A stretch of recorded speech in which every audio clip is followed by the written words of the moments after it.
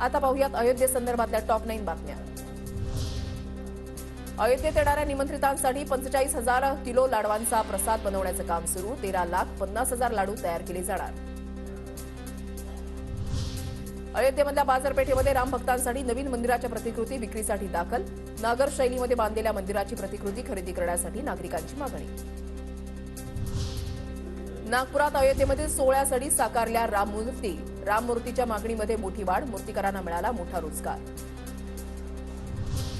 22 जानेवारीला अयोध्येमधील सोहळ्याच्या दिवशी मध्य प्रदेशमध्ये सुट्टी जाहीर। राज्यामधील सरकारी इमारतींना करणार विद्युत रोषणाई, तर देशभरामध्ये भजनांच्या स्पर्धांचंही आयोजन।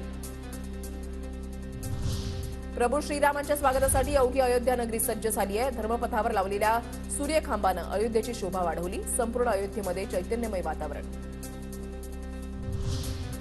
राम मंदिर उद्घाटन सोहळ्याला 7 ते 8,000 मान्यवरांना निमंत्रण। परदेशी पाहुण्यांचाही समावेश। 55 देशाच्या 100हून अधिक नेते आणि राजदूतांचा समावेश।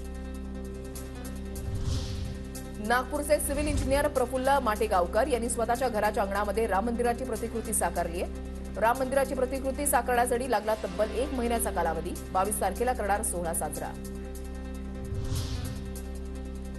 अयोध्येमध्ये प्राणप्रतिष्ठा सोहळ्यापूर्वी प्रसाद आणि भोजन बनवण्यासाठी दान केलेल्या मशीनचं उद्घाटन। श्री राम जन्मभूमी तीर्थक्षेत्राचे सरचिटणीस चंपतराय यांच्या हस्ते उद्घाटन।